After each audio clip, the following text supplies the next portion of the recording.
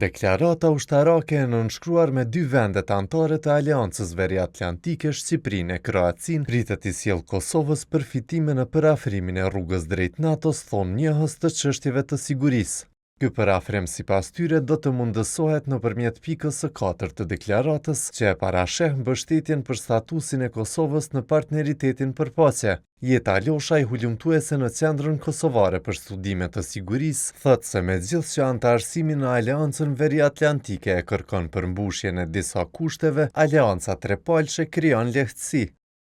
Në qoftë se ne si shtet i rrisim kapacitetet e mbrojtjes, përmes partneriteteve të tilla, gjejmë mënyra për të zgjeruar bashkëpunimin me vetë NATO-n dhe i përmbushim kriteret për parafrim ndaj anëtarësimit në programet e NATO-s, rruga për anëtarësim mund të jetë më e lehtë. Krahas kësaj, ish-komandanti i FSK-s Kadri Kastrati thotë se marrëveshja mbartë edhe peshë politike.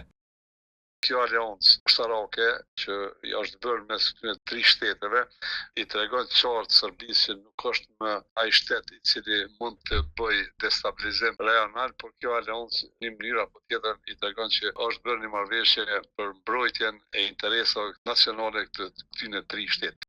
Kosova është përballur së fundi me sulmin terrorist në Banjsk dhe atë në kanalin e Ibërlepencit, që konsiderohet infrastrukturë kritike. Loshaj e thekson si të rëndësishme marrëveshjen për ballafaqsimin me të tilla sulme.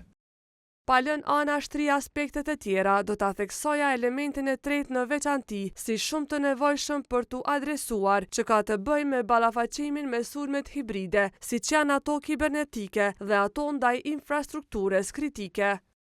Eskender Përteshi, drejtori i Institutit për Siguri dhe Reziliencë Prevent, e kualifikoi deklaratën mes Kosovës, Shqipërisë e Kroacisë si një përgjigje karshi ndryshimeve të fundit gjeopolitike në botë.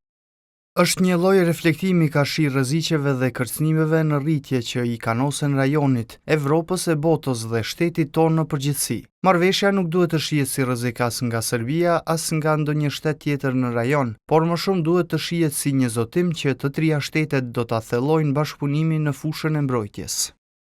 Deklarata ka nxitur reagim në Serbi, duke prodhuar kundërpërgjigje nga presidenti Vjosa Osmani, kryeministri kroat Andrej Plenković e ministri i mbrojtjes i Shqipërisë Pirro Vengo.